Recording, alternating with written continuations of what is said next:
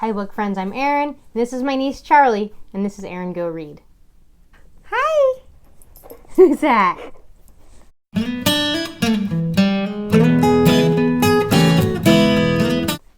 So this is going to be a really loose kind of TBR video for July. I have a couple books that will kind of be assigned reading. I'm going to participate in the reading rush at the end of the month from July 22nd to July 28th, and there's some challenges to go along with that. So I'll have a specific reading rush TBR later on in the month when I know what I've already finished, and then I know what I can apply then to those challenges.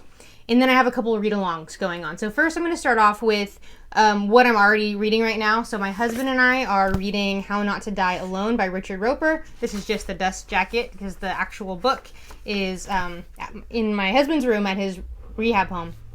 This is really enjoyable. Andrew, our main character, works at the death agency, which basically in London, and it basically, there's a law that if someone passes away and there's no obvious next of kin, then the council comes in and provides a funeral for them.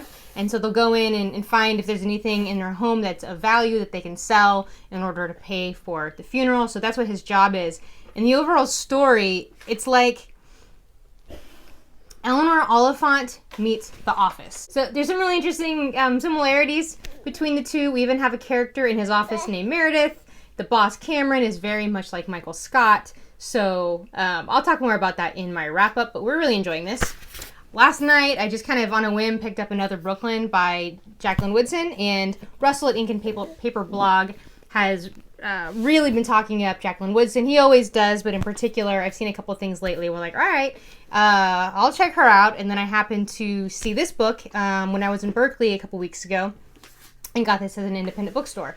So far, I mean, the writing is stunning. It's lyrical and emotional, and I don't have much of a sense of where the story is going with what I've read so far, but the writing is delicious.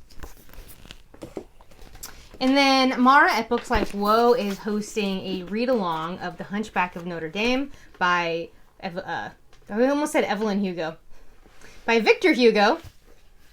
And this was kind of in response to the fire at the Notre Dame Cathedral. And so I just started reading this last night, and I haven't met Quasimodo yet, although he is coming. So hopefully I'll make a good dent in this later on today. And it's a 2-week read along. So if you want to check out the details, Mara has the details on an announcement video at Books Like Whoa.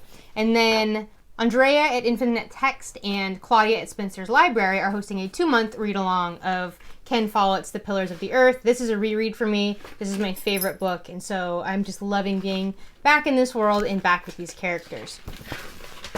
So that does it for all the books. If you're hearing, like, paper noise, it's the baby ruining some papers. It's okay.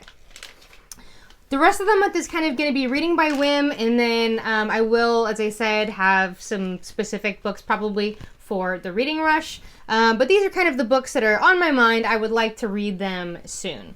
So we have a book that I picked up at Mrs. Dalloway's in Berkeley last week. It is Vintage 1954, and it's it seems like it's either like a sci-fi or like magical realism maybe. Kind of romp through Paris. There seemed to be some sort of fantastical element going on, but that caught my attention. Last year, I read Rebecca by Daphne DuMaurier, and I absolutely loved it. I think it was my favorite book of last year. It's one of my favorite books of all time now, and it definitely has the best ending I've ever experienced in a book, so I would like to read more by her, and so I have Frenchmans Creek right here. I have some other books by her as well, but this one, I don't know. The boat, it seems kind of summery. Then we have what will be my first Discworld novel, Wyrd Sisters by Terry Pratchett. This follows the Witches storyline. We have Women Talking by Miriam Toews. This is relating to Mennonite women, and I think in their culture and their community, they're not permitted or it's not acceptable for them to be very outspoken, and I think they do end up speaking out. So that's what this story is. And in that same literary fiction vein, we have Lanny by Max Porter. This is the much loved and lauded new release by him. This is by Grey Wolf Press, which is a local, small publisher, local to me. And then we have a booktuber, Lucy Powrie of Lucy Reads, I think, is her channel. She's quite young. We have the Paper and Heart Society. And I think this is going to fit for one or more of my challenges for Reading Rush. So this is like a YA contemporary, I'm not sure romance or not, but I don't read a lot of YA contemporary. Almost none. But, you know, if I'm going to do it, summertime, I think, is the time. And I'm kind of interested to see what Lucy has done. Oh, baby wants to play with that. Okay, last book. And then also another recommendation from Russell at Ink and Paper blog is Phaedra Patrick's The Library of Lost and Found. And I don't really remember the premise of this book, but I remember liking the idea of it, and it has the word library in it, so it must be good, right? It's about books. So there you have it. Those are the books that I am currently reading and maybe thinking about reading, but this is going to be kind of a mostly read by whim kind of month. I say that, but I still have lots of books that I plan to read. So anyhow, there you go. Yeah? Thank you for watching. See you around the tubes.